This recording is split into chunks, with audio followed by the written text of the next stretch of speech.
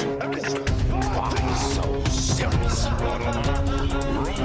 I am Iron Man. This is a tasty burger. Welcome to the InSession Film Podcast. Welcome to this podcast review for June 4th, 2023. And I'm JD Duran. And I'm Brendan Cassidy.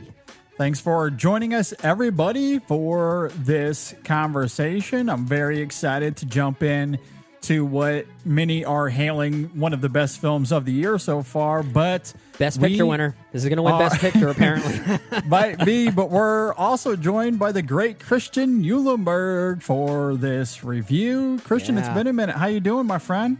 Hey guys, what's going on? Thank you so much for having me on. I've been busy, but blessed and just happy to be here once again talking about some Spider-Man.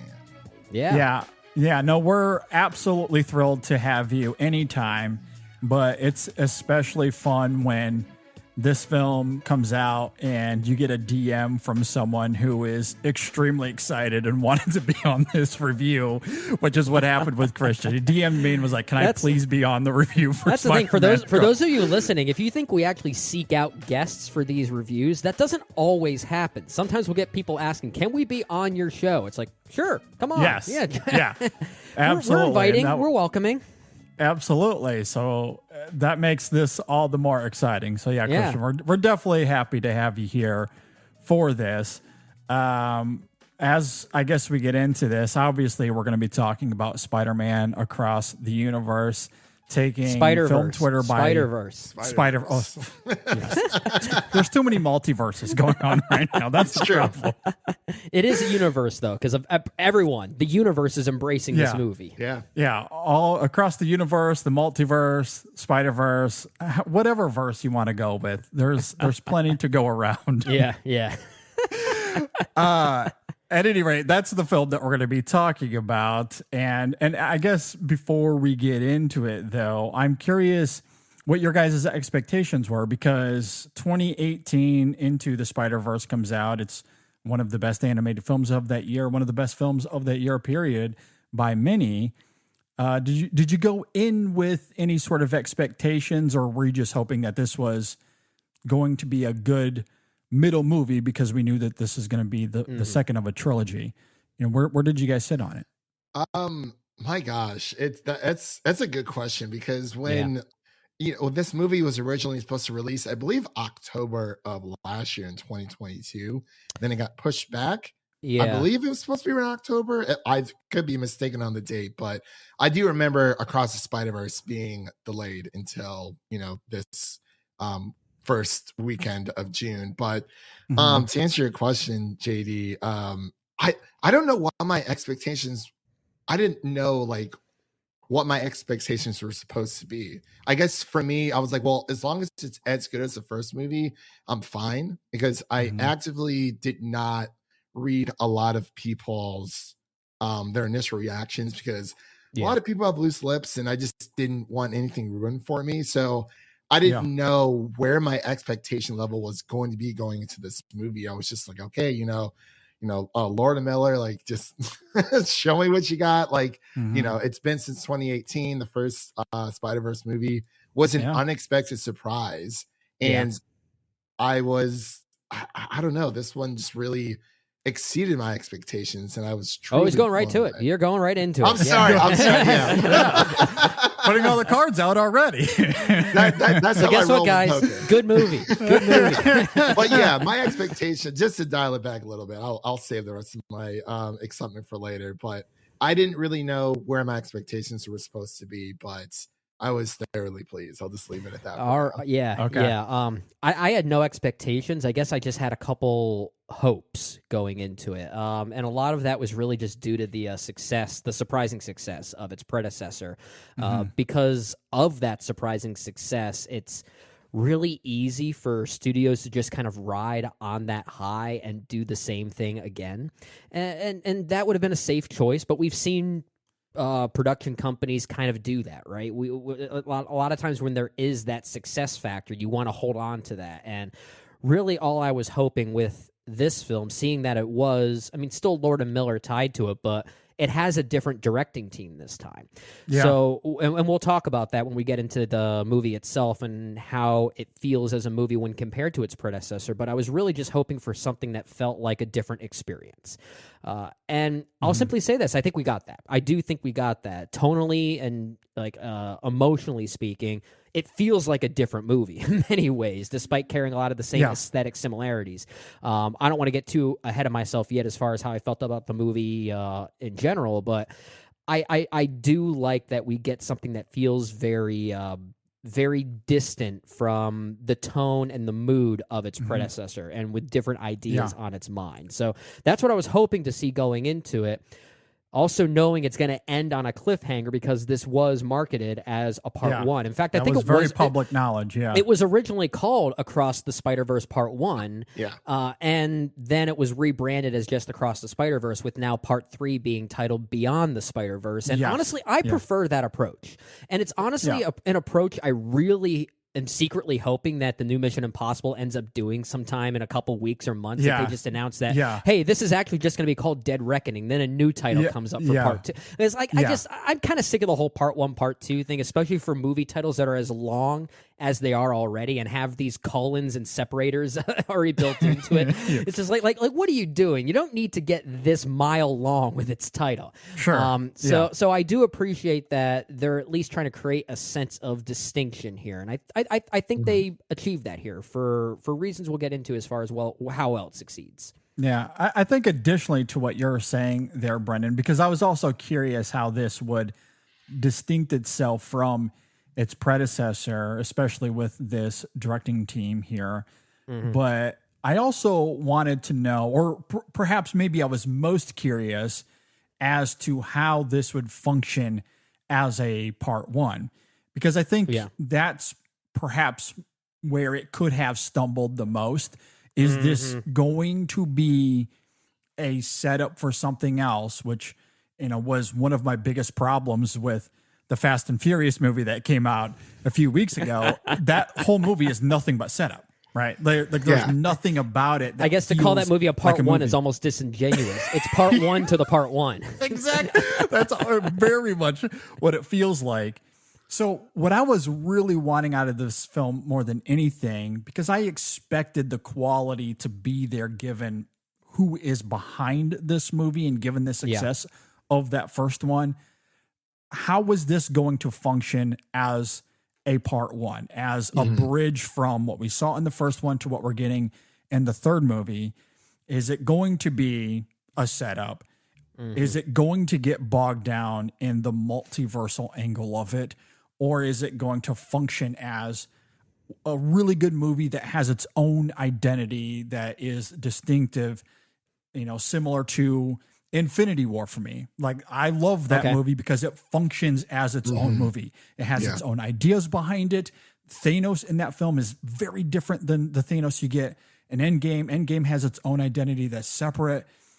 Or a Deathly Hallows Part 1, for example. That's another one for me. Deathly Hallows Part 1 is so different from Part 2. That's true. And that's what I was hoping for with this film. This is not Breaking Dawn Part 1 or Part 2. It's not that. In fact, it's not even Mockingjay Part 1 and Part 2. Like I was those, just about to like as much as I actually think Mockingjay Part 1 is pretty good. But like those movies, I feel like there was a possibility that they could have been conjoined in some way. Like they do feel like there is a like a tie between those in a more literal way than, let's say, some of these other examples that we're listing here.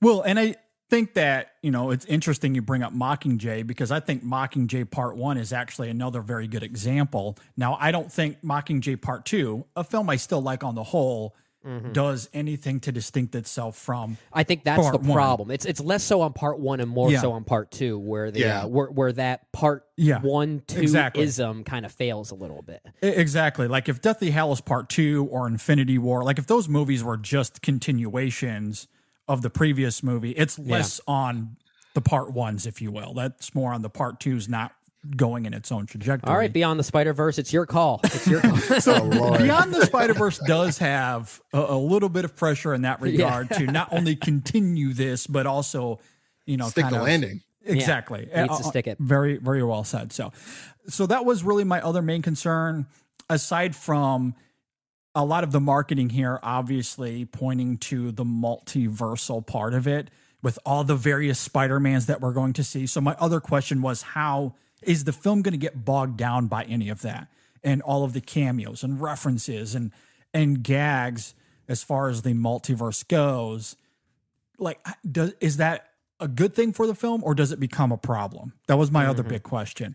We'll get into whether the film succeeds in that, and spoiler alert, it does. But that said, I like that we're playing the cards already. We're not hiding anything. We're not holding back. No, not at all. I mean, if you follow us on Twitter, I mean, you know where we're going here. Good movie. Good movie. All right. So Spider-Man Across the Spider-Verse. It is directed by Joaquin Dos Santos, Kent Powers, Justin K. Thompson. It stars Shamik Moore, Haley Steinfeld, Jake Johnson, Oscar Isaac. Mahershala Ali has a role here, and many, many, many more. Jason Schwartzman, I guess I should mention him, Issa Rae as well. We'll certainly get into all of these characters as this conversation goes. There's certainly plenty of them. We've already laid out our cards in some ways here, so let's just go ahead and jump into it. We'll start with you, Christian. What did you think about Spider-Man Across the Spider-Verse? So, as a avid Spider-Man fan since I was about 5 years old, and I actually just got out of. I know. But I think many of us are in the same camp, right? I mean, like, that was kind of our hero when we were kids. Oh yeah. Well, when it came to like just anything, just superhero movie related, it was either X-Men or Spider-Man, or if you were lucky enough to see Blade, if your parents let you, there was that. Sure. Oh, wow. But, okay. Yeah. Yeah, I mean, I guess so. But as far as my initial reactions, without giving any spoilers away, because there's a lot to dig in this movie. I've seen it twice. I saw it Thursday night. That was like my, I saw it in a Dolby theater, like my first fresh pair of eyes. I was in such a high. I was like, wow, this movie is fantastic. Like, honestly, I believe it transcends as to just one of the best, like, not just one of the best Spider-Man movies, but not just one of the best superhero movies, but just one of the best movies ever made, just in general. Like, wow. I think there's a lot of things here that can be praised, not just for the comic book genre, but just for animation styles altogether and what's possible with animated films. But I just got back from seeing it today because I wanted to see it again just to see if this was just like a recency bias, like, oh, first time watch type situation. But I believe it was a better watch on the second time because, the first time, like we said, we know it's a part one and you're kind of like, you're along for the ride, but you're still interested to see where they're going to cut things off. And I absolutely loved it the first time. I think it was just as good, if not better, the second time because you're able to just sit back, relax, like you know where it's going. And it's the type of film that requires multiple rewatches because there was a few things that I didn't necessarily catch the first time, whether or not there's, there's a lot of jokes from time to time. So people are laughing at one joke that Miles or, I don't know, Peter B. Parker are saying, and then they're going on to something else and people are still laughing at something else because it's just that funny. Mm-hmm. But overall, like it's emotional. I know that a lot of people would say like, oh, I could easily see people say that, oh, I only like this movie, me, myself, I only like this movie because of all of the cameos, which is wrong. I mean, the cameos and everything that happens, all that's icing on the cake. But at its heart, this is a Miles Morales story. It is a Spider-Man story. And that's what I wanted. And that is what I got and more because it takes what Into the Spider-Verse has done. It takes everything that people love about that film and builds upon it. Excuse me. But also with, how it is with our sequel is better than the original. In this case, yes. But it's I have a lot more to say, but I'll save it as we go on. I don't want to ramble, but I absolutely loved it. Like I gave it 100% on our show. Hot dang. Saying it a second time, I love it. And it's not just like it's not recency for me because I love Miles as a character. I love the attention that he's getting with, the Spider-Verse movies, and of course the video game aspect of it as well. And it's beautiful. It is amazing that this exists. It shouldn't work, but it does. Yeah, you beat me to the punch a little bit there, Christian, because one thing I was going to ask you, as someone who has seen it multiple times, right? How well it holds up on that second viewing, and whether you liked it more in that second viewing, and whether you like it more than its predecessor because of that. Because I've only seen the film once, so I will admit I'm not ready to say like the M word for this movie or the fact that I like it more than its predecessor. At this point now, I still slightly prefer Into the Spider-Verse, and that's primarily because this new movie Across the Spider-Verse, it has a lot to offer. It's sometimes pretty overwhelming. It is. Can I ask you a question about that, though, Brennan? Yeah, because when Into the Spider-Verse came out, you were initially mixed on it. Have you evolved your thoughts on that film? Oh yeah, over time? I like that movie more as time has gone on, and I think maybe my initial reaction to that movie was more due to the I think in many ways the animation style, because it was so interesting and different, and if you're not used to that, and I don't think anyone was used to that, but if you're not really used to that, you're kind of distracted by it. It can be a little jarring at first. Yeah, which is why I'm really interested to see Across the Spider-Verse a second time, because so much does happen, and emotionally, tonally speaking, as we talked about, it's a very different movie when compared to Into the Spider-Verse, and I'm sure we'll talk about a lot of those tonal disparities, because I think they are very interesting. But yeah, like in the moment, so much happens that I can't say I loved it yet, because I need to pick up on a few more things that I may have missed. But at the same time, I have to at least say I respect this one more than its predecessor, because it's kind of a rarity to find pop entertainment like this that's really willing to challenge the audience, force us to try and pick up on little details like this film is offering, but also not afraid to challenge us emotionally, because this film does go into places that are kind of intense. There is an intensity to this movie that I'm kind of surprised it got away with. At least in the third act, there are a few revelations, thematically speaking, that the film is addressing with regard to Miles Morales' his own history, and how he's sort of, I don't want to say to blame, but he's sort of tied to this whole multiversal topic, and then how that relates back to his family. I'll leave it at that for the sake of spoilers, but there's a challenging notion here that kind of deconstructs the whole idea of what a multiverse actually is, and whether there's a sense of control. There's an element here that's kind of reminiscent of the TVA from the Loki series. When we get to that third act, so it kind of argues whether this really is a multiverse, or if it's really just someone or some entity or some group really maintaining control for the right or wrong reasons. The way that is maintain has some really dire consequences when you think about it, and the film is not afraid to go there. And maybe that's the thing, because by the time the end credits started to roll, I kind of felt this wave of like despair, but I guess that means the movie's working. I guess I just wasn't really ready to sense that particular thing. So it's, when we look at Into the Spider-Verse, the predecessor here, it still feels and functions very much like a superhero movie in many ways. A very good one, not to knock it in that way, but it definitely feels like a Spider-Man movie, right? And it has the innocence that we love from a Spider-Man movie. Across the Spider-Verse is more reminiscent of something like Everything Everywhere All at Once. And it has some similar themes in the way that multiversal topics have this almost sense of universality to it, like these things are very comparable. But it has some similar emotional backdrops that I was very taken aback by.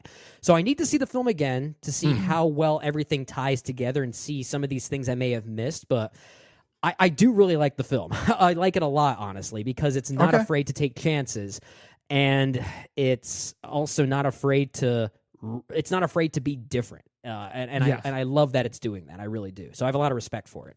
Well, I'm just going to jump right into it, because I'm with Christian. I'm ready to say that I wholeheartedly loved this film. It's without question one of the best films of the year so far.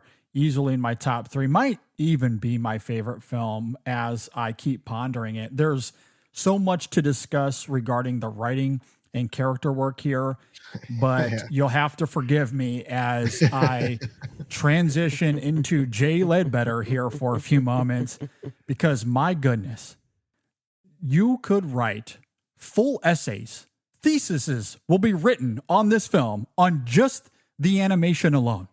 This film is stunning to look at. Every scene oozes with evocative craftsmanship and assiduous care. The animation features so many art styles, with many of these characters embodying different artistic designs, whether it be inspired by old comic books or TV shows or movies. The varying types of animation and the way they're rendered, to me, is nothing short of sublime. And as if that's not enough, the visual design of the film isn't just clever and intuitive, but it's emotionally connected to the story and these characters.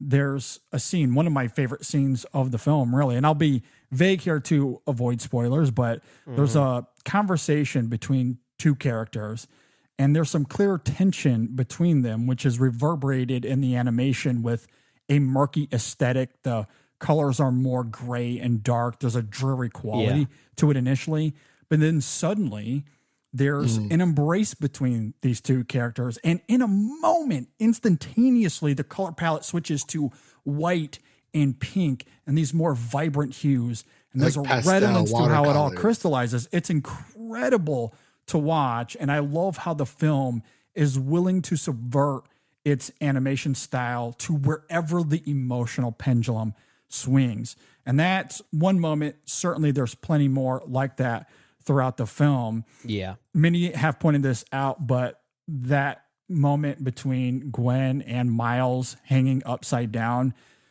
it's one of the best Spider-Man visuals we've seen today. It truly is. I wholeheartedly agree with that notion. Very poignant, very evocative. And just speaking of the animation there, sorry to cut you off for a second, because that moment in particular between Gwen and Miles, now I did not see this in 3D or even in IMAX. I saw this in a standard showing, and even that sequence gave me vertigo.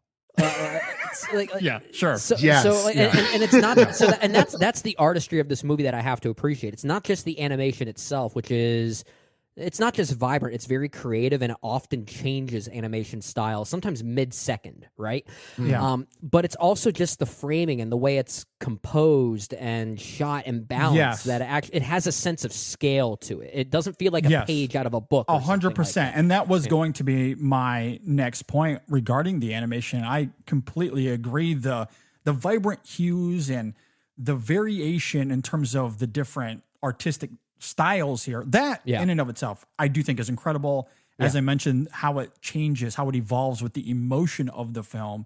It's all part of the nucleus that makes up this movie, and it's really great. But it isn't just that. You're completely right, Brendan. It is the scale, how moments like that can give you vertigo, or the way characters move here. It just gives you like a speed to the film, to a rhythm. Like you really feel these characters as they move about in these various spaces. And it does give weight to the action that does take place here.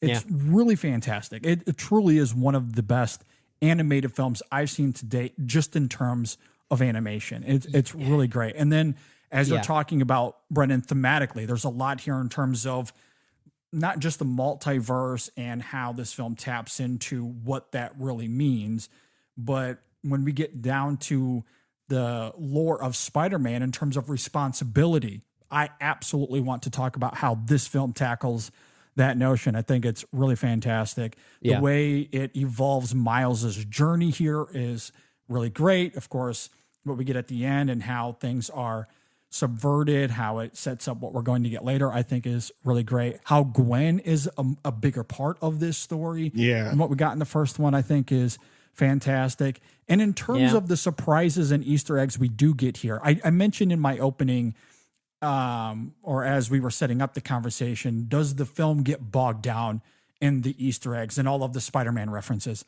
I don't think it does. They're kind of few and far between. There are a lot of them, but they come and go very quickly. So fast. The film rarely. There are a few times where it pauses to let it linger, but mostly they're just there. And, to what you were saying earlier, Brendan, in terms of rewatchability, like this is going to be a film where, because these references happen so abruptly, you have to like pause the film when it comes out on video. Oh, like, this is going to be the most paused movie of all time. If there's a Guinness World Record for that. Yeah, which I love. Like, I love that the film rarely slows down to, emphasize those Easter eggs and references. Its goal is not to initiate an applause from an audience, right? And sometimes, like there are times we've seen popular movies try to emulate that type of response with regard to their fan service or their cameos. It doesn't always happen, but there are examples of movies that do that. And in some of those cases, it runs the risk of feeling disingenuous. I agree. Here it's not doing that. It almost, in a way, it almost feels like it doesn't care as much about the cameos, but in a way it kind of does. Which I appreciate. It's more concerned about where the cameos are coming from as opposed to what the cameo is. The cameos and the references or Easter eggs, however you want to label them, when they are emphasized here, primarily they're used for comedic gags, and I do think those jokes land. And then there's one that's utilized for an emotional beat, which perhaps we can talk about later, which I also think is done with diligence. So, I to answer the broad question, I do not think the film gets bogged down in all of it. I think it is handled very well. The story and the themes here are very, very focused on what's at stake for Miles and Gwen and our central group here. And then the last thing I'll say, and then we can continue this conversation. Daniel Pemberton, if he is not nominated for an Oscar at the end of this year, I am going what to a score. lose it. Did he score the original? Yes, he did. He did? Okay, that's what I thought. Yeah. The music to this film is absolutely astounding. It is easily one of the best scores of the year so far. I haven't stopped listening to it, and my God. I agree. I noted this on Twitter earlier today. I will be championing the living hell out of this score when it gets to the fall.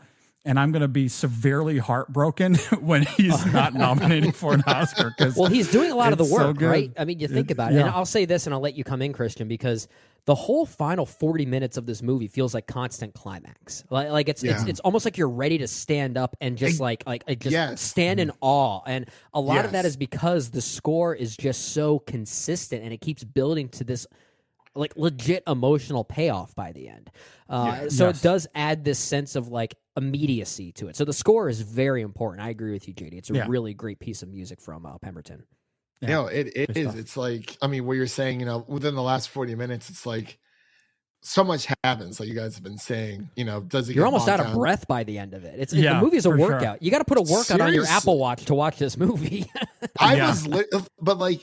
It's one of those movies where I wish if there was some type of way for me to turn back the hands of time and to experience this movie again for the first time. Because the first time I saw it, it was in Dolby Theater Thursday night. That's like when like a lot of the fans come out, but like it was this rush of like emotion. It made me like, I'm a big Spider-Man fan, but like it made me an even bigger Spider-Man fan, which I didn't think was possible. Because it's just like, he's my guy. Like whether it's Peter, Miles, Miguel, or Hero, whoever it is, it's like, that they are Spider-Man at their core. But when it comes to just like the final 40 minutes, it's like that's, it's a part one. So there's obviously a cliffhanger, and it's like, I knew that going in, and I was just like, oh my God, like that was beautiful. And I was like, I wanted to keep watching, obviously. But it's like, we got to wait a year, which is fine. But it's like, man, the fact that we don't know what's coming. Here's the thing. It doesn't, to me, at least, what I love about it is that it doesn't really feel like a quote unquote part one to me. Like, no, it doesn't. It feels more like a part two in a trilogy, which is what it should feel like. Exactly. And like there are many times you'll see a movie franchise or at least an initial movie turned into a trilogy. And what it ends up feeling like is, okay, there's that first standalone movie, And then there's And then there's a second and third movie to make a trilogy when those final two feel like that they should have just been one movie or something like that. I think of the Hobbit trilogy, for instance, which like, there's no reason that should have been a trilogy. And really the big problem is parts 2 and 3 feel like they could have just been one movie and that's it. But that's that was not the original plan. I know. Well, that's what it should have been. And you could see where the seams were breaking. But big time. While this does feel like, I mean, not feel, but while this does maybe have the element of a part 1, that's how it was just marketed to us initially. Right. But it really feels more like a part 2 of a 3-parter, which is what it should be. And I love that about it. And also when you're going, like, what I love about this movie is how closely it ties to the first film. Because now I can go back and rewatch Into the Spider-Verse, and knowing, obviously, you know, the big twists and turns that we get from Across the Spider-Verse, now going back and rewatching this, like maybe like on a yearly rewatch, you obviously, you know where these characters' journeys are going, but there's subtle things that it's like, oh, this is where that happens, or oh, this is what they meant by that. Because there's a lot of things where you're like, oh my God, I love how much this ties into the first movie. Because originally, Into the Spider-Verse wasn't marketed as a trilogy. It was just one movie. You know, Sony was, I would say at the time, maybe 60-40 when it came to Spider-Man stuff, because we had like the beginning of the Tom Holland live action, but like, you know, Amazing Spider-Man 1 and 2. I don't think Venom came out by that time. But also Spider-Man 3. Sony didn't necessarily have like the best track record outside of the help with the MCU for Tom Holland. Oh yeah, they didn't know how to handle Spider-Man for a while. No. And you know, when the first movie came out, it's like, you know, Miles Morales was I believe he was originally conceived, I think it was like 2009, 2008, maybe 2010, I can't remember.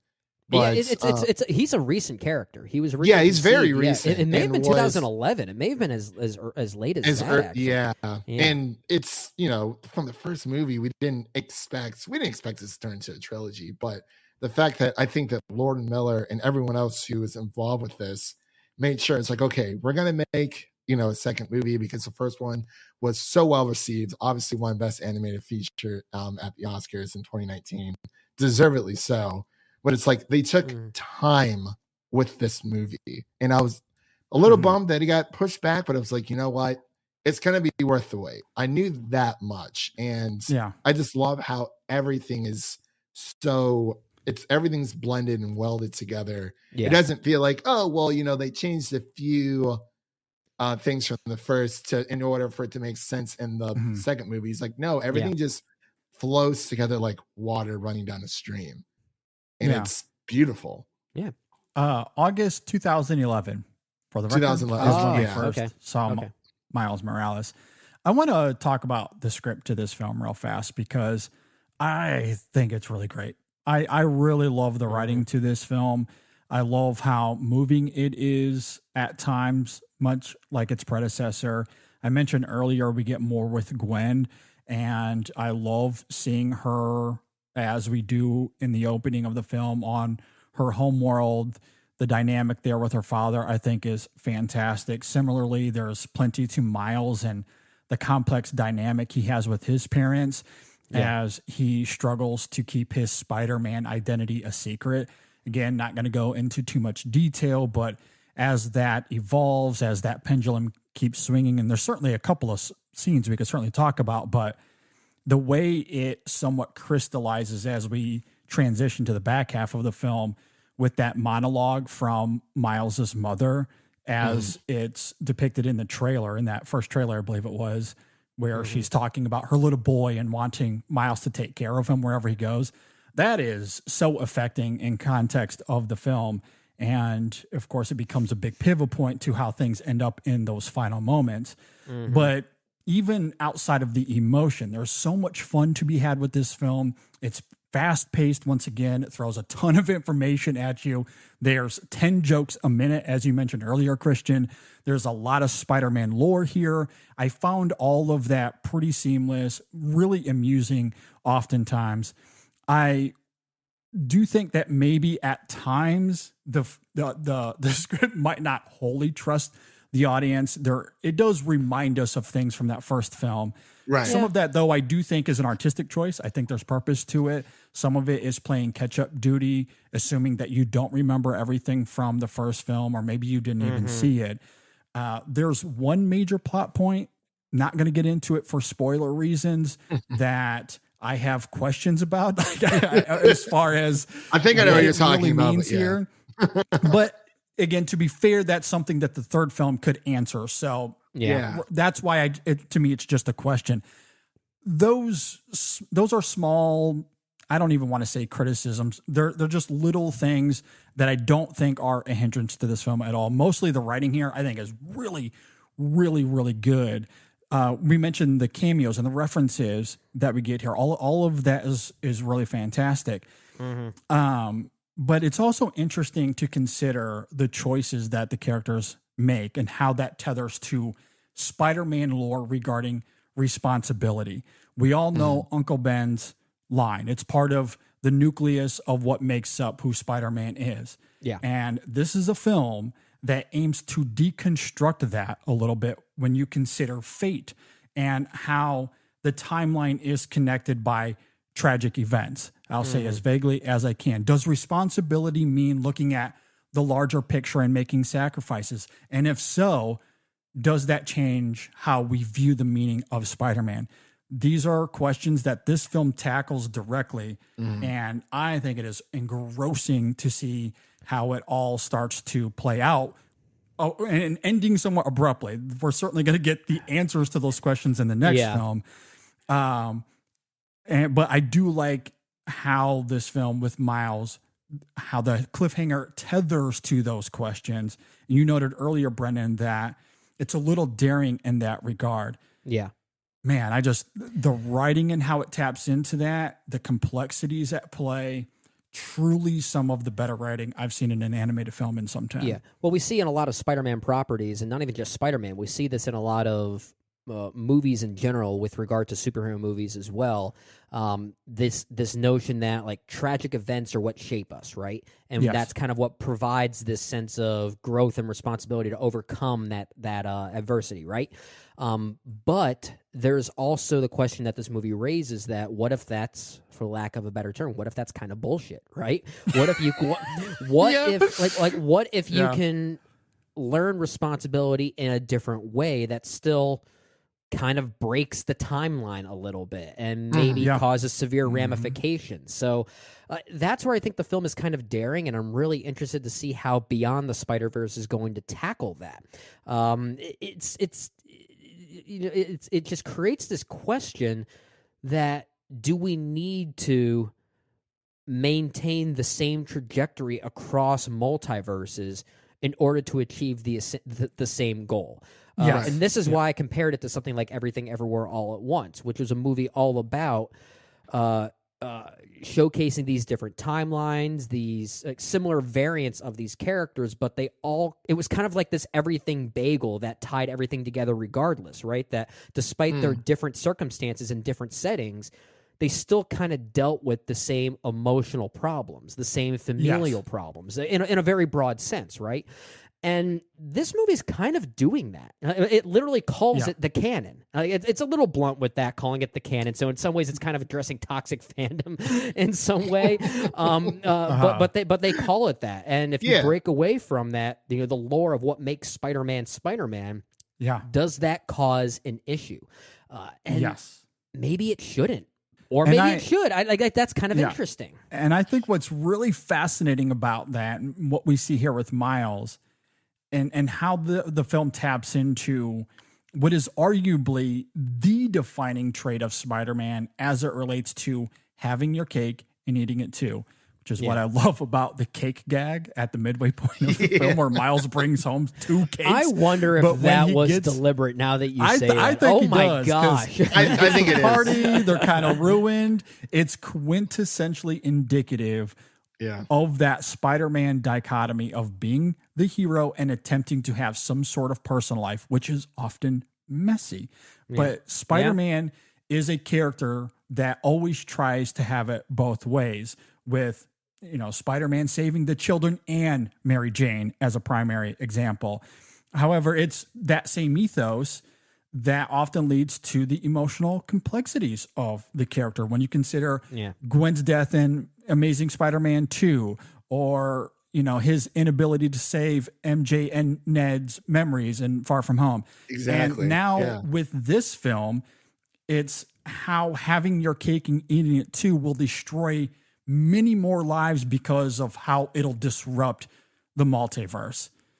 Man, it's one of those things where you do understand, I think maybe even more so than what we get with the TVA and Loki, why these Spider-Man characters are a little bit tied, a little bit, tethered, stuck by their own webs, if you will, within the multiverse, and why it functions the way it does, because it is the core part of what makes Spider-Man who he is. But on the other side of that coin with Miles, having your cake and eating it too, that is also a defining trait of the character. And when it comes to him writing his own story, which is another big thing for Miles, man, boy, that combusts here in such compelling and captivating ways. If that doesn't teach you responsibility, then I don't know what does. I mean, okay, yes, Uncle Ben, I love you, but your death means nothing compared to those problems. It's like that is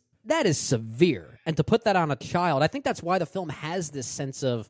I use the word despair, which might be a bit too harsh of a word, but it's a word I still relatively stand by. It is dire. You mentioned dire, and I think that is an appropriate word. Yeah, because that level, that burden that you're talking about is being put on the back of a child, essentially, a teenager, really. And that is kind of felt. That's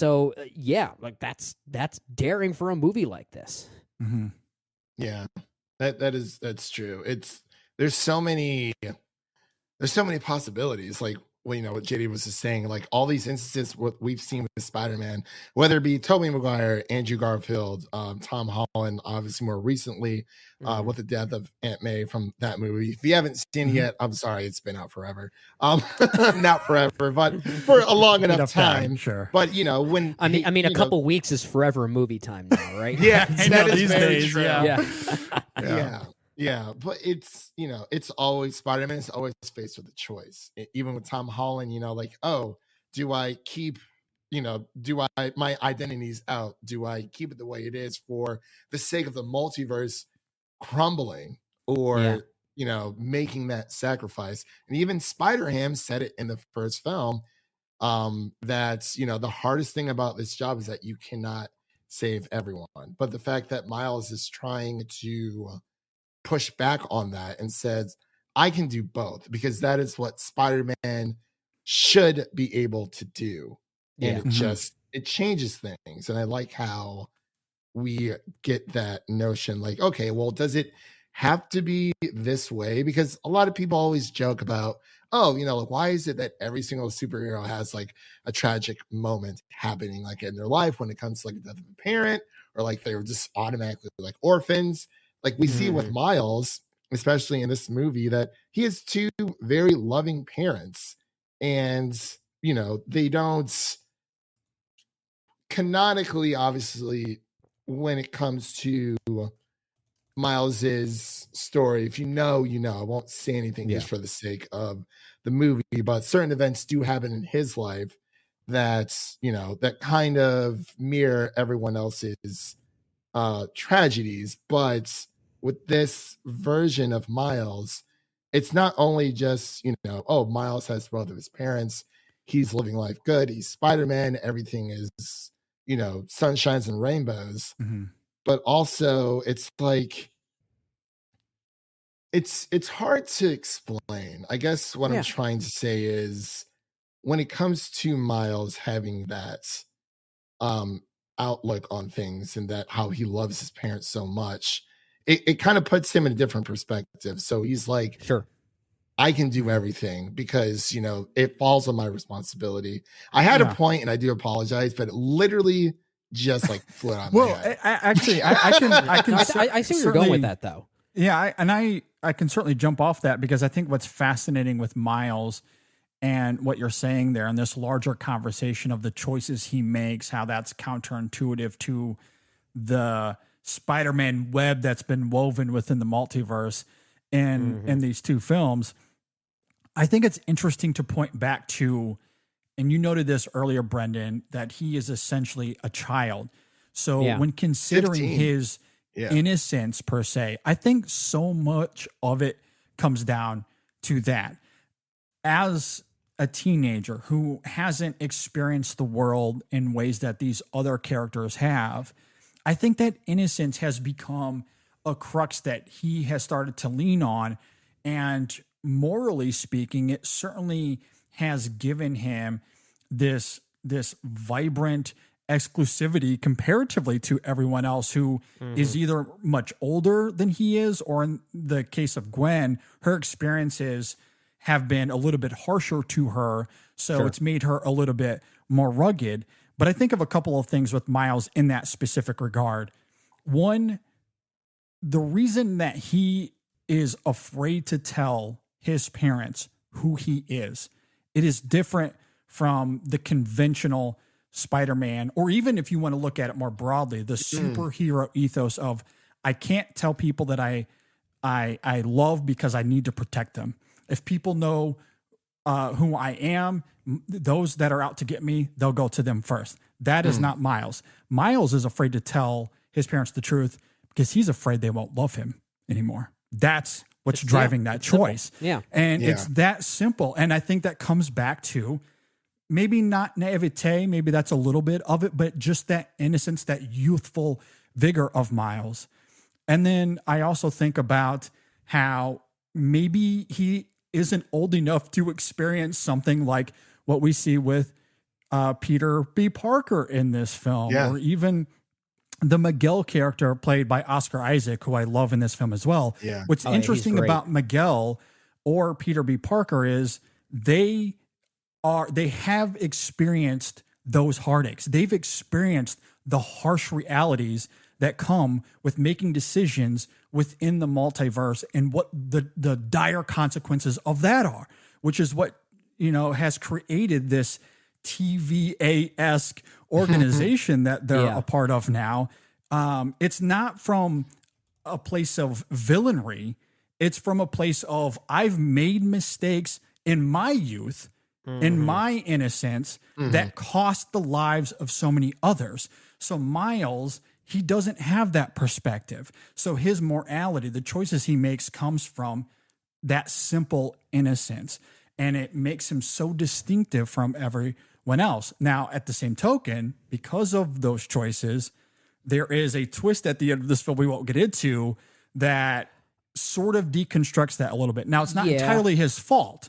No, indirectly. Which is why I think the third film is going to get into that a little bit more, but I just find the weaving of all of that here, that innocence and how that defines Miles, man, it's so compelling. I think part of it too, and this is something the film kind of gets into, it's not that literal with it, but I do think it's absolutely on its mind, especially considering that you do have Miguel O'Hara as Spider-Man 2099 here. Yeah. And again, like, they're not of the same ethnicities, but I do think ethnicity does play a part into this.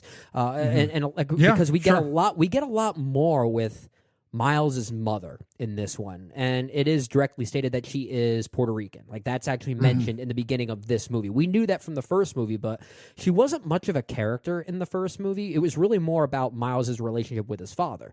But this one's really more about his mother. Like, she has a lot more to do in this one. And I do think that there maybe is this indirect messaging of the burden and responsibility that Miles faces because of his ethnicity. At one point, that twist that you're talking about there, JD, that we do get in the third act, I don't want to give it away, but it does lead to this term of calling Miles a quote-unquote anomaly. And I think in doing so, it kind of creates this almost like this insult of sorts because of that. And maybe it's an indirect thing, but I think that kind of creates this even further level of responsibility, tying all of that together even further. And, the fact that you have Miguel O'Hara here, who I believe is Irish-Mexican. I don't remember his exact ethnicity, given the history of the comics, but the film does have ideas on its mind with regard to heritage and where you come from, literally speaking. And I do think that's at least pretty interesting as well.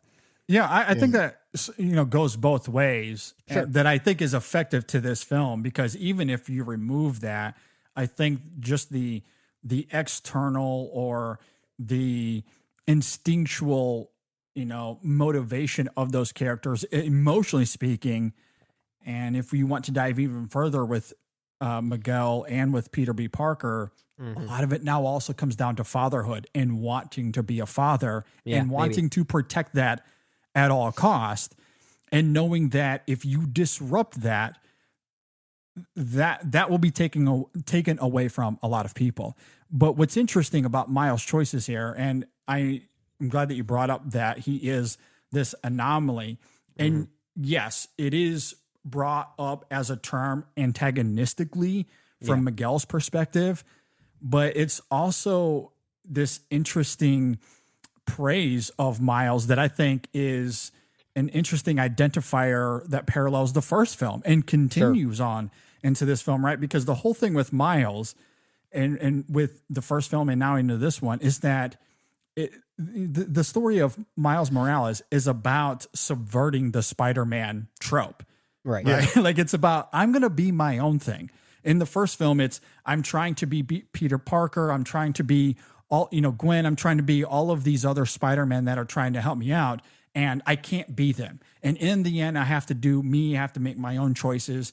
And that becomes, the crux of the third act of that movie. And then into this film, that very much continues. So him being an anomaly is what makes him a compelling character, even if the innocence that's driving that character, that might end up, causing some ramifications at some point. I'm curious to see where that goes into the third film. Yeah. But as far as how that affects who he is and the dramatic urgency of the character as a result, I think from a storytelling perspective, it's hypnotizing. It's fantastic stuff.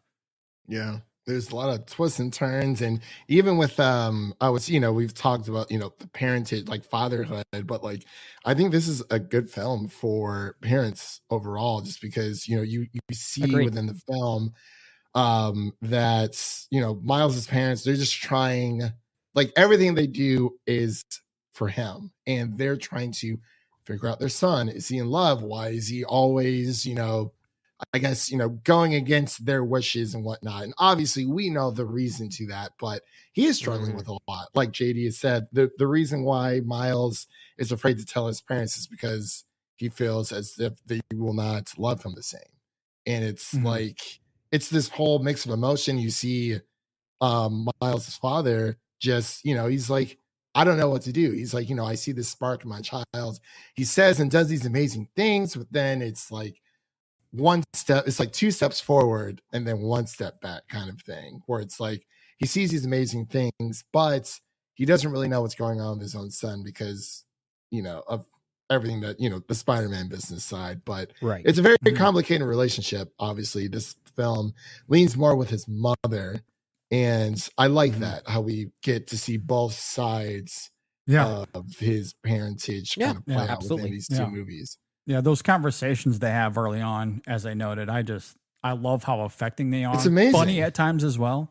Oh yeah, that first moment with his dad. Yeah, when they're first fighting the Spot together. Yeah, and they have that conversation together at the end. It's, it's definitely played for laughs. I think it earns those laughs, but there still is a tender quality to it. Oh yeah, you just got to spread your wings and fly. It's just crazy stuff. Got to spread your wings, man. Spread your wings. Another character I loved in this film, kind of, for detouring a little bit here, is Pavitr. I'm not sure if I'm pronouncing that correctly, but he was incredible. I love the humor. And speaking of innocence, this is a character that certainly hasn't experienced anything harsh either. In fact, what we come to find out in this film is that he was supposed to have his tragic event here. Now, for spoilers, I won't go beyond that. I'll just say that there is a pivot point where that is halted slightly. I'll say it at that. So the character and how he is reverberated here is youthful. He has this spirit. He's only been Spider-Man for like 2 months or whatever he says. Yeah. So, Yeah. you know, like he's very new to being the character, but he has the bracelet, which Miles doesn't have. I thought that was a funny little gag as well. Yeah. And coming from, you know, in a coffee background, it's an industry that I work in. His joke about chai tea, TT is so good. I love that so much. Yeah, that's a great character. Who else is here? There's a Spider-Punk. Spider-Punk. Yeah. Spider-Punk is yeah. awesome. Who Yes. I was listening like, oh God, I know that voice. Oh, that's Daniel Kaluuya. So I love that. We don't get much of Peter B. Parker in this one, which was we do not. A little unfortunate. Yeah. Still memorable though. I still love Jake Johnson though. I do too. Yeah, baby. he really just comes up in the final act where he's most required. I will say if there is any, I guess, not a criticism, but if there was something I wish the film would have at least given us was at least some of Spider-Man Noir and Spider-Man. I was just about to say that. Yeah. Yeah. So they're kind of in the movie, but John Mulaney and Nicolas Cage are not. Right. Now, without getting too in the weeds into spoilers and plot developments, I'm guessing they're going to have a pretty big part in Beyond the Spider-Verse. Yes. Yeah. Sure. I'm assuming so. Yeah, but it would have been nice to see them, back here again and watch Spider-Man Noir play with his Rubik's Cube a little bit more. We get a bit of Penny Parker, like a bit. A very, very minor very moment. brief. Yeah. But I do agree. But I am assuming they're going to be a part of Beyond the Spider-Verse. Kind of bring it full circle. Yeah, they'll be a big part of it. Yeah. Yeah. One thing I also want to say as we're on the subject of some of these supporting characters, and this is something I think this film vastly improves on with regard to its predecessor, is the villains of this movie are so much better than Kingpin from the first movie. And I didn't hate Kingpin from the first movie, voiced by Liev Schreiber, but I love Jason Schwartzman as the Spot here. And it's something we kind of talked about not too long ago, JD, on our Disney Renaissance power ranking. When we were talking about Beauty and the Beast specifically, I mentioned how refreshing it was to have a villain like Gaston actually be funny. Right? Like, we don't see many villains that are just hilarious. Yeah. The Spot is that. He's very good. But he's also frightening. Like there, and a lot of that is, again, the animation being as inventive as it is. There are sequences involving Spot that are kind of nightmarish. But again, like when he's introduced, you think he's just going to be a jokey villain of the week, and that's not what happens. Describe him, right? But they subvert those expectations as well. He's really great here. Yeah, no, he definitely comes off as maybe a little gimmicky, or that he's some sort of silly antagonist. And I do love how the way he describes his holes. It's so good. I just kicked myself into myself. I love that. Yeah, no, and even with the whole ATM thing, it's very playful, and that whole opening fight sequence between him and Miles, the film does treat that whole sequence as if this is just a hiccup along our way to a bigger story. Yeah. And it doesn't, like, the film doesn't seem to be interested in the Spot as being one of the bigger characters of this story initially. I do like how it kind of underplays that a little bit, especially and since treats he it may as have, if he is the joke of the week. He may have the greatest villain origin story I've ever seen in a superhero movie, and it's the way it ties to the movie's predecessor, the way it ties to Into the Spider-Verse. I don't really want to give it away. Like, I really no. Yeah. It is but funny. That is one of the greatest origin stories to a villain I think I've ever seen. It's so good, and again. Maybe this is giving it away a little bit, but a tie-in to Everything Everywhere All at Once. I'll just say. Yeah. That's another reason why I brought up that movie. It's not just comparable in a thematic and narrative sense, but in a delicious breakfast kind of way. It's so good. Yeah. Love that. It's just, I love how everything just, they thought of everything. They're like, okay, if this is going to be a sequel, this needs to be as airtight as it possible. When you're dealing with the multiverse, everything is, you kind of just have to take it for what it is. Like but like, obviously it needs to be explained in a way for people to understand. Mm-hmm. But yeah, I again, like, it's those small little details of how the spot ties into Miles.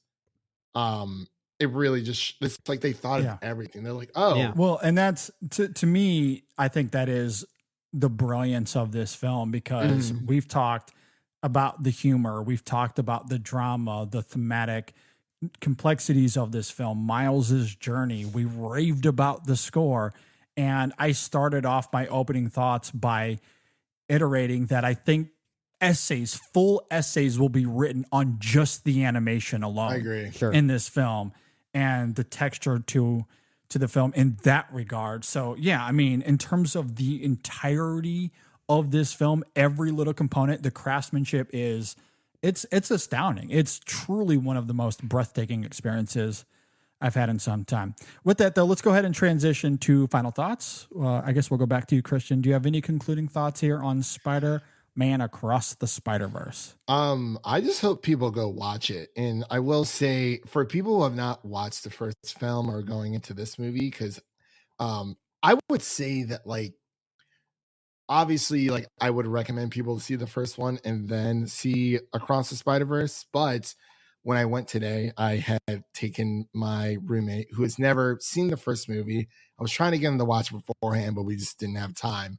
But he still loved Across the Spider-Verse. Obviously, there are a lot of callbacks to the first movie that kind of went over his head, but, you know, he was asking me about them afterwards. But he was even more interested to go back and watch the first Spider-Verse movie. So I think that this movie does work, not necessarily as like a single standalone, but if you're wanting to go see this with a bunch of your friends and you don't have time to go watch Into the Spider-Verse, you may be a little lost on a few references here or there, but I still think that you will enjoy the film. But overall, I love this movie. It just, you know, it doubles, triples down on, you know, what it means to be Spider-Man, and, you know, asks the question, you know, well, do things have to be this way? When it comes to responsibility, what does that look like for Miles Morales?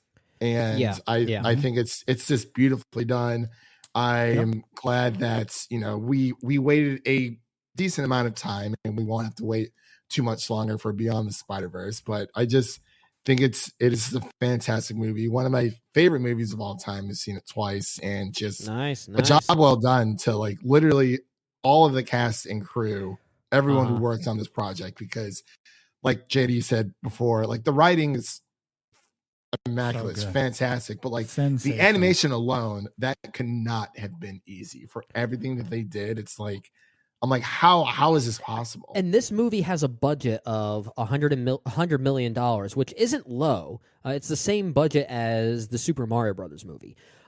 But there's such an inventiveness and a weirdness to it. You would think it was more expensive than that. Yeah. And given the weekend that it had, it's clearly going to make its money back. Which is some things look hokey, but it's like, it just works. I don't know. And when it looks hokey, it's supposed to look hokey. Exactly. Everything's deliberate. Yeah.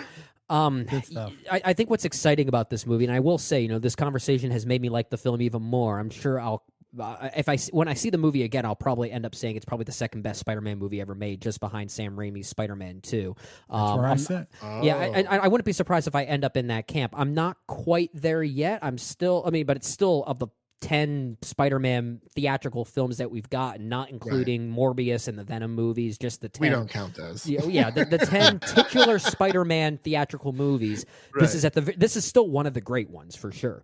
I think the most exciting factor of the film for me is it's creating a certain buzz that I'm missing from pop entertainment movies these days, right? And it happened when Everything Everywhere All at Once premiered, or Top Gun Maverick premiered last year, right? Like when those movies came out, it just created this buzz, this surprise that didn't let up. I mean, it made a movie like Everything Everywhere All at Once win Best Picture at the Academy Awards. And I'm starting to see some pieces from certain publications out there that think, is this going to be the first animated movie that carries more legs than we think?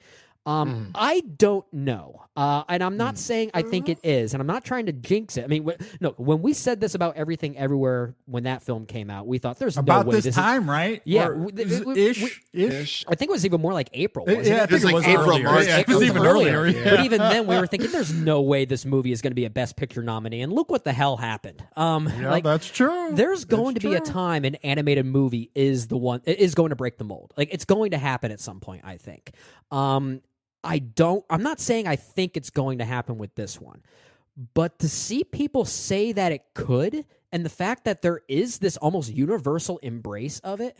I mean, like our good friend Jay Ledbetter, who is so cynical when it comes to superhero movies, loved this movie. He compared it to Speed Racer. He really on his wanted to be tweet. here, yeah. Yeah, and that means the movie's doing something for every audience member. It's embracing those that already love and appreciate superhero films these days, but also those who are a little less receptive of them, that want something a bit more bold and daring and challenging. And this film is doing everything all at once. So just making the comparison back to that. Well done. But, yeah, thank you. I tried. Yeah, I totally thought of that one just in the past 5 seconds. But yeah, the fact that there is this embrace, this exciting embrace for it. I'm just really interested to see where it goes and what conversation ensues from it. Yeah. And that's regardless of how I end up feeling about the movie. I'm so glad it exists in the way that it does, and that it took a chance, and it seems to be rewarded for that chance. So that is a really cool thing to see. Yeah. I love this film so much. I've only seen it the one time, and I'm head over heels in love with this movie. So like we talked about earlier, I cannot wait to revisit this film, look at what I missed the first time around. And I mentioned in my opening thoughts that I have a few questions. Perhaps those will disappear on rewatches, even without getting to the third movie. We'll see how that goes. But even still, my criticisms of this film are so insignificant. And those questions that I do have, I don't think are really that much of a hindrance to this film. I absolutely love it. If this was to get a Best Picture nomination, I think it would be more than well deserved. If the Academy is going to nominate another animated film for Best Picture, and I agree with you, Brendan, I think at some point we will get to that again. Yeah. I think this could be it. Certainly, I feel like it's had the best opportunity in some time. Yeah. And I will transition from there. My last final thought. The Academy, if you're watching this, if you're listening to this, look, I know that you don't have the same relationship with animated films as you do with horror. For whatever reason, you guys just don't like horror films. We could have that conversation at another time. You guys at least like animated movies. There's a whole category for animated movies. But also, you've nominated scores from animated movies. You've done it. You've awarded scores from animated movies before. Michael Giacchino, baby. Michael Giacchino. Yeah. Absolutely. So, look, Daniel Pemberton is right there. Do it again. Like, yes, let's do this thing. You do like animated movies. This is one of the biggest films of the summer, of the entire year, most likely. This will have one of the best scores of the year. Let's do this thing. Whatever we got to do, let's nominate, maybe even award, Daniel Pemberton. For his score here. Come on, let's go. Will he get nominated? I don't know, but it's probably going to go to John Williams for Indiana Jones and the Dial of Destiny, especially if it ends up being his final work as a composer. Well, like we talked about this last year, because that was my argument for The Fabelmans. If he was going to win at the Oscars last year, look, this is going to be his last significant work, because original all work he for has sure. left. At least nothing that recalls old themes that he may have already won awards for. Exactly, because at that time, all he had left was Indiana Jones, and in my little mindscape, I didn't think that film had an opportunity to actually win, or maybe even be nominated for Best Original Score. But I don't know, if I'm being wholly cynical, you're probably right. Like, of course they're going to do that. And look, to be fair to John Williams, it might be great. I don't know yet. I haven't seen the film. I haven't heard the score, but it's John Williams. I should not doubt him. I just don't know if we should nominate John Williams every single time. No, there are times, like when he did some of those Star Wars sequels, I think at least the Force Awakens and The Last Jedi were worthy nominations at the very nominations. Yeah. So he certainly still has it in him. Maybe he'll surprise us with Dial of Destiny. But I don't know. I wouldn't be surprised if the legacy win goes in that direction for best original score. And you're right. I mean, not even just The Last Jedi. Like, I loved his score for The Force Awakens, and that Rey theme, that was the first movie we heard it. It was like, why did I ever? That's like, one of the best themes from Star Wars. Exactly. Yeah. Like, yeah, I took the words right out of my mouth. Like, one of the best themes in all of Star Wars. He does in 2015 or whatever that film came out. So like he has it in him. I'm not doubting him. It might be well deserved, but I don't know. There's a part of me that just thinks it's Indiana Jones. I don't foresee it, but I could be wrong. Who knows? At any rate, Daniel Pemberton. That's the whole point of this conversation. Please nominate Daniel Pemberton. Maybe even win. It's great. I absolutely love the music to this film. Yep. If you agree or disagree with any of our thoughts, you can hit us up on social media, Facebook, Twitter, Instagram. You can email us InSessionFilm@gmail.com. If you're watching this on YouTube, you can just leave a comment below this video. We would certainly love to know your thoughts. Christian, thanks so much for joining us, my friend. Thank you guys so much for having me. Man. It's anytime, any chance. This is the year of the spider. Just to let you guys know, we got Across the Spider-Verse that's out now, and then we get some Spider-Man 2 action on PlayStation 5, and that's gonna be awesome. So thank you guys so much for having me on. It was truly an honor, and I had a great time. Yeah. Where can we find you on social media as well? So you can find me over on Twitter and Instagram at Film Optics. That is Optics with an X. That is where we, talk all shop with movies. We always, talk JD and Brendan here on Twitter, just, chatting up all movie wise. So you can definitely follow us over there and check out our show, Film Optics Podcast as well. Yeah, definitely go and check out the podcast. It's really great stuff. Be sure to give Christian a follow. Yeah. Always do appreciate it. Thanks for listening, everybody, or watching if you're joining us here on YouTube. Stay tuned for episode, what 537, I believe it is. We're going to be doing something like that. So, I've lost count. What's a number? I know. We're doing a Spider-Man retrospective, so we're going all in on all of the Spider-Man movies, so be on the lookout for that. Once again, thanks for listening, watching, everybody. We will see you next time on the InSession Film Podcast. Oh my God, that movie's so good. So good. Now I just want Spider Pig. I know.